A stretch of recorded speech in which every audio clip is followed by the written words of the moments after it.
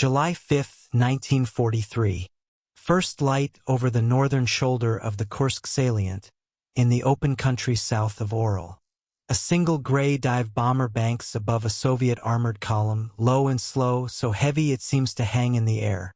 Under each wing sits a long steel pod, and inside each pod is a 37mm cannon. Below, a company of T-34 tanks rolls north through the wheat, the best medium tank in the world in the summer of 1943, its armor sloped to throw off any shell fired at its face. The airplane is not aiming at its face. The pilot rolls into a shallow dive, lines the rearmost tank in his sight, and waits until the engine deck fills the reticle. He has 12 rounds and a machine built from a design that was already obsolete. This is the day the Luftwaffe finds out whether an airplane can hunt tanks one at a time. This is how. By the summer of 1943, the German army on the Eastern Front had a tank problem it could not solve with tanks alone. The Soviet T-34 had arrived in 1941 and rewritten the arithmetic of armored war.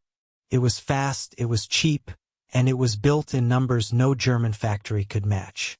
The Red Army fielded thousands of them, and every month brought more. When the T-34 first appeared in 1941, German infantry discovered that their standard-towed anti-tank gun, a 37mm piece, simply bounced off its sloped armor. The gun crews gave the weapon a bitter nickname, the Army Door Knocker, because about all it did was announce to the tank that you were there. On the ground, the Germans answered with better guns and heavier tanks, the Tiger and the Panther, and those came slowly and in small batches. The math did not close. The Germans needed a way to kill tanks faster than the Soviet Union could build them, and they began to look up at the air. The Luftwaffe already had an airplane over the battlefield. The Junkers Ju-87, the Stuka, had terrorized Poland and France in 1940, screaming down in near vertical dives with a bomb slung under its belly. Against a bridge or a column of trucks, the dive bomber was deadly. Against a single tank, it was close to useless. A bomb had to land almost on top of the armor to kill it, and a Stuka in a dive at 400 kilometers an hour, buffeted by flak, could not place a bomb within a few meters of a moving tank with any reliability. The airplane could find the tanks, could not reliably kill them, and by 1943 the Stuka itself was old. It first flew in 1935. It was slow, it had almost no defense against a modern fighter, and everywhere the enemy owned the sky it was being shot out of that sky. The dive bomber needed a new job or it needed to go. The answer was to stop dropping bombs and start shooting. If a bomb could not be placed with enough precision, then the airplane would carry a gun big enough to punch through armor and accurate enough to aim like a rifle. The gun already existed. It was the Flak 18, a 37mm anti-aircraft cannon that Rheinmetall had been building since the early 1930s. Engineers took 2 of them, fitted each with an automatic loader and a 6-round magazine, and hung one under each wing of a Stuka in a streamlined pod. The bomb racks came off. The dive brakes came off. What was left was a dive bomber that no longer dived, rebuilt into a flying anti-tank gun. They called it the Ju-87G. The crews called it the Kanonenvogel, the cannon bird. The airframe underneath was the long-wing Ju-87D5, a 2-seat machine a little over 11 meters long with a wingspan of just over 15 meters. A single Junkers Jumo 211 engine, an inverted V12 of around 1,400 horsepower, pulled it through the air. In clean condition, the D model could reach about 410 kilometers an hour. With 2 cannon pods and their ammunition bolted under the wings, each pod weighing close to 300 kilograms, the G was a different animal. It was slow, about 340 kilometers an hour flat out, and it was heavy on the controls, so overloaded that the pilot could barely pull 3G in a turn. It could only survive in skies where the Luftwaffe still held some control. Over the Western Front, against Spitfires and Mustangs, it would have been slaughtered. Over the vast Eastern Front, where Soviet fighters were thin in places, it had room to work.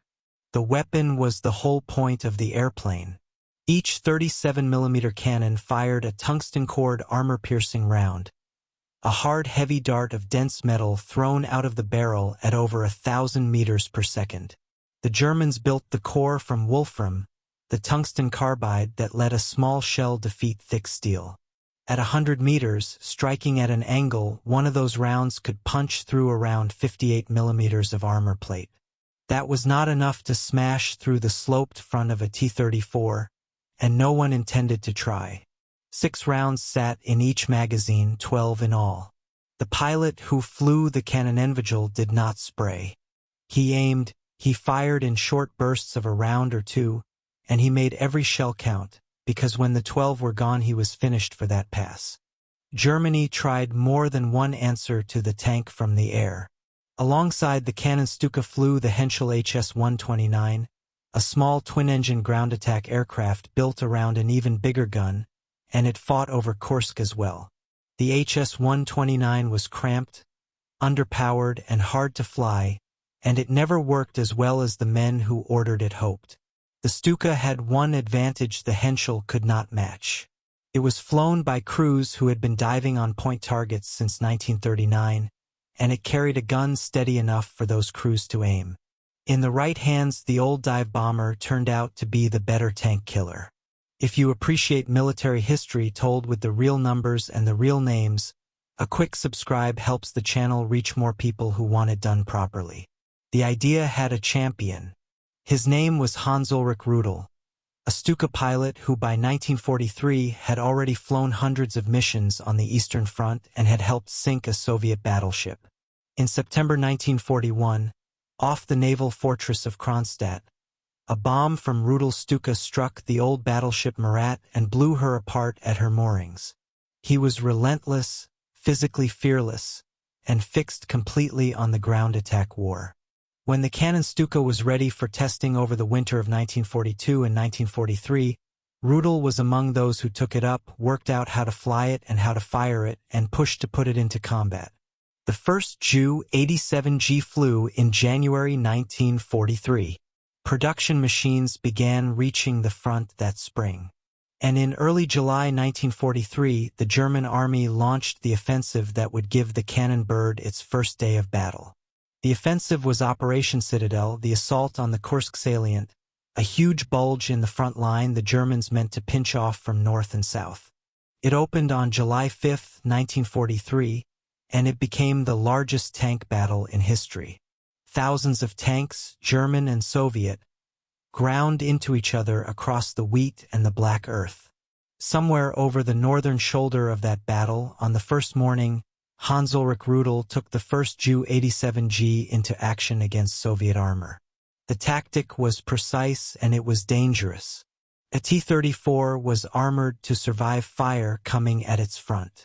Its glassy plate, the sloped nose, was 45 millimeters of steel laid back at 60 degrees, enough to bounce most of what the Germans could throw at it.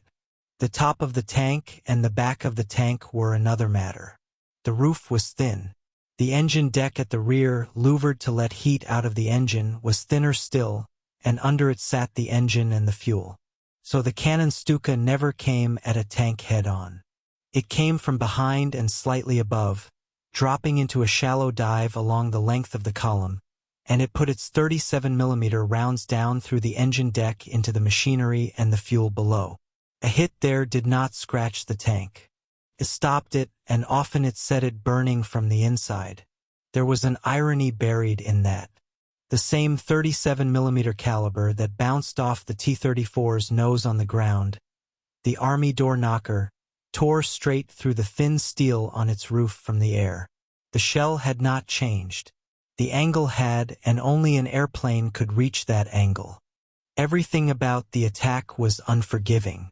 To hit a spot the size of an engine grill from a diving airplane, the pilot had to hold the aircraft steady and open fire at close range, around 200 meters for an experienced man, and the firing run lasted barely a second and a half. Hold that line too long and the ground fire would find you. The pilots flew in small groups of 5 or 6 because more than that got in each other's way over a single target. In the back seat, the radio operator watched the sky behind for fighters, because the Kanonenvogel could not run and could not turn. Over the days of Kursk, Rudel and the cannon Stukas worked the Soviet tank columns from above, flying sortie after sortie in the long summer daylight, and the tank kills mounted. The tempo was brutal.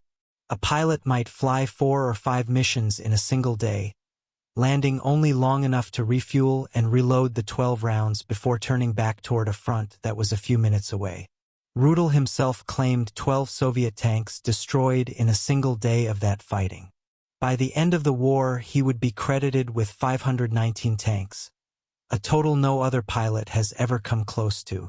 Those figures are his own claims, recorded by a propaganda machine with every reason to celebrate them, and no independent tally survives to confirm the number.